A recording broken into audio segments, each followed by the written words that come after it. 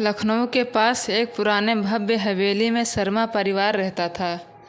परिवार के मुखिया थे विजय शर्मा, जिनकी एक ही संतान थी, रोहन।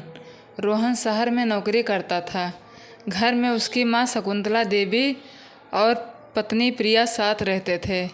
सास और बहू के बीच अक्सर खटपट रहती थी। शकुंतला को लगता था कि बहू घर को अपने बस में करना चाहती है और प्रिया को लगता था कि उसकी कोई कदर नहीं। विजय शर्मा ही वो धागा थे जो इस टूटते रिश्ते को किसी तरह बांधे हुए थे। एक दिन विजय शर्मा की तबीयत अचानक बिगड़ गई। उन्हें दिल का दौरा पड़ा और अस्पताल में ले जाया गया। वहाँ उन्होंने वकील को बुलवाया और कुछ ज़रूरी दस्तावेज तैयार करवाए। अपनी वसीयत। कुछ ही दिनों बाद विजय का निधन हो गया। पूरे घर में मातम सा छा गया, पर इसके साथ साथ एक बेचैनी भी थी। वसीयत में क्या लिखा है? क्या सब कुछ रोहन को मिलेगा? वकील आया और पूरे परिवार को इकट्ठा कर वसीयत पढ़ने लगा। मैं विजय शर्मा पूर्ण होशो हवास में अपनी संपत्ति 3 हिस्सों में बांटता हूँ। पहला हिस्सा मेरी पत्नी शकुंतला देवी को, दूसरा हिस्सा मेरी बहू प्रिया को, तीसरा हिस्सा मेरी बेटी नेहा को। सन्नाटा छा गया।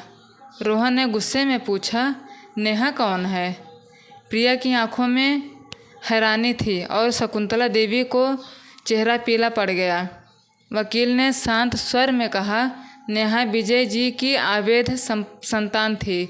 उन्होंने अपनी जवानी में एक औरत से प्रेम विवाह किया था, जो समाज और परिवार से छुपा कर रखा गया।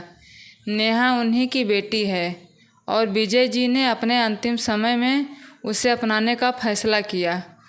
अब इस हवेली में 3 औरतें थीं, सास, बहू और एक रहस्यमयी बेटी, जिनके बीच एक छत, एक संपत्ति और कई छुपे राज थे। वसीयत के खुलासे के बाद पूरा परिवार असमंजस में था। नेहा का नाम सुनते ही शकुंतला देवी के चेहरे पर गहरा सदमा छा गया। वो कुछ कहने की कोशिश करती, पर शब्द कहीं गले में अटक गए। कुछ दिन बाद नेहा हवेली में आई। वह एक स्मार्ट और आत्मविश्वासी लड़की थी, जो शहर में पढ़ाई करती थी। उसकी नज़रें सीधी सभी पर थीं, पर अंदर से वो एक टूटे दिल वाली लड़की थी, जो अपना हक लेने आई थी। प्रिया को नेहा की मौजूदगी बिल्कुल पसंद नहीं आई। उसे लगा कि ये लड़की उनकी जगह छीनने आई है। बहू और बेटी के बीच की जंग अब और भड़कने लगी। शकुंतला देवी चुपचाप सब देखती रही, लेकिन उसके मन में एक पुराना सवाल घूम रहा था।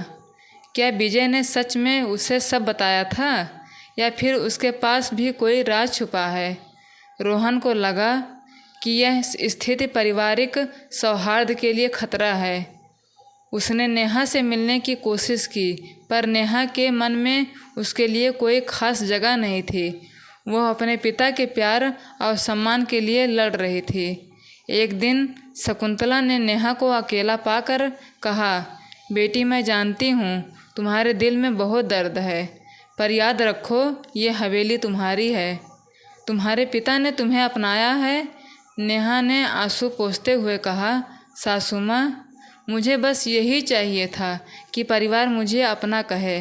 तभी प्रिया ने एक चाल चली।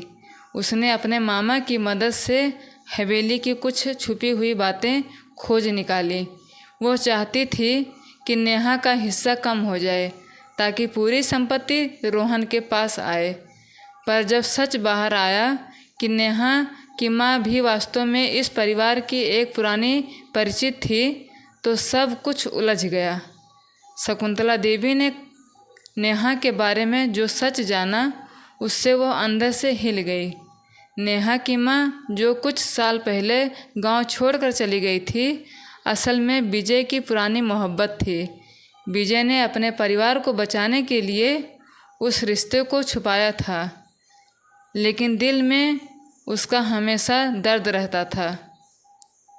इस बात को जानकर शकुंतला ने प्रिया को समझाने की कोशिश की, लेकिन प्रिया अपने स्वाभिमान और लालच में पड़ी थी। उसने रोहन को भी अपने पक्ष में करने की कोशिश की, लेकिन रोहन समझदार निकला। रोहन ने कहा, पापा ने जो फैसला लिया है हमें उसका सम्मान करना होगा। परिवार का मतलब केवल खून का रिश्ता नहीं, बल्कि एक दूसरे का साथ देना भी है। नेहा ने घर में अपनी जगह बनाने के लिए कड़ी मेहनत की। उसने हर किसी से बात की, उनका भरोसा जीतने की कोशिश की। सास और बहू की लड़ाई धीरे धीरे कम होने लगी। वहीं प्रिया ने अपने मामा के साथ मिलकर हवेली की संपत्ति पर अवैध कब्जा करने की कोशिश की, लेकिन जब ये बात खुल गई तो पूरे परिवार ने मिलकर उसे समझाया और परिवार से बाहर कर दिया। आखिरकार शकुंतला, प्रिया, नेहा और रोहन ने मिलकर परिवार को फिर से जोड़ने की ठानी। विजय की याद में उन्होंने पुराने झगड़ों को भुलाकर एक नई शुरुआत की। नेहा को भी परिवार ने पूरी तरह स्वीकार कर लिया।